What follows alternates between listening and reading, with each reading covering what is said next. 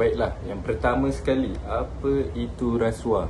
Rasuah merujuk kepada tindakan memberi atau menerima sesuatu yang bernilai dengan tujuan mempengaruhi tindakan seseorang, terutamanya dalam konteks penyalahgunaan kuasa atau kedudukan. Ini melibatkan pertukaran yang tidak sah untuk mendapatkan kelebihan atau perlakuan khusus. Rasuah seringkali dianggap sebagai perilaku tidak bermoral dan melanggar undang-undang di banyak negara. Untuk objektif kajian pula, kami mempunyai 3 objektif kajian. Antaranya ialah untuk mengkaji punca utama gejala rasuah berleluasa di Malaysia. Untuk objektif kedua adalah untuk menganalisis kesan rasuah terhadap negara kita. Akhir sekali, untuk objektif kami adalah untuk mengkaji pandangan rakyat Malaysia terhadap gejala rasuah. Bismillahirrahmanirrahim. Terdapat pelbagai punca berlakunya rasuah, iaitu antaranya ialah kelemahan integriti. Rasuah sering berpunca daripada kekurangan integriti dalam kalangan individu atau institusi. Yang kedua iaitu sistem lemah. Sistem penguatkuasaan yang lemah boleh mencipta ruang untuk penyelewengan dan rasuah. Yang ketiga iaitu keinginan kelebihan peribadi.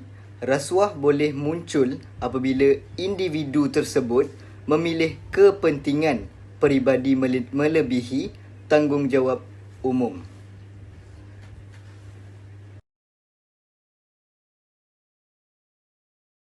Untuk yang seterusnya, saya akan menerangkan kesan rasuah kepada negara, kepada masyarakat dan individu. Yang pertama sekali, saya akan terangkan kesan rasuah kepada negara. Kesan rasuah kepada negara adalah ketidakstabilan politik. Rasuah dapat merosak stabiliti politik kerana masyarakat kehilangan kepercayaan pada lembaga-lembaga pemerintah dan sistem politik. Hal ini boleh menyebabkan ketidakpuasan, protes atau bahkan kerusuhan sosial. Yang seterusnya adalah kerosakan reputasi internasional. Negara kita yang dikenal dengan tingkat rasuah yang tinggi dapat mengalami kerosakan reputasi di mata masyarakat internasional. Hal ini dapat mempengaruhi hubungan diplomatik dan kerjasama internasional. Yang seterusnya, saya akan menerangkan kesan rasuah kepada masyarakat. Yang pertama sekali, ketidakpercayaan terhadap institusi. Rasuah dapat merosakkan kepercayaan masyarakat terhadap lembaga-lembaga pemerintah dan publik.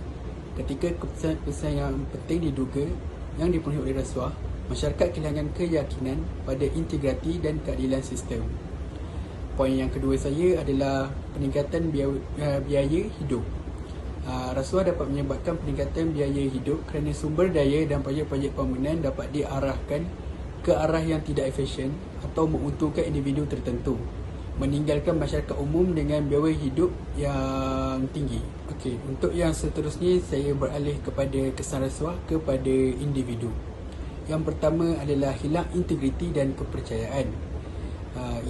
Kalau hilang integriti daripada segi individu yang memberi rasuah, orang yang memberi rasuah mungkin merasa kehilangan integriti dan kepercayaan pada diri sendiri. Tindakan ini dapat merosak moral dan nilai peribadi dan menyebabkan rasa bersalah dan penyesalan. Untuk orang yang menerima rasuah, meskipun awalnya dapat memberikan keuntungan kewangan, penerima rasuah juga mungkin merasa merugikan secara emosional kerana hilangnya integriti dan kepercayaan daripada masyarakat itu sendiri. Langkah menangani rasuah. Yang pertama, menekankan pentingnya nilai integriti dalam pendidikan dan latihan organisasi. Yang kedua, mewujudkan sistem insentif yang menggalakkan tingkah laku yang berasaskan nilai. Yang ketiga, perlu memperkukuhkan badan penguatkuasaan dan sistem pemantauan yang cekap.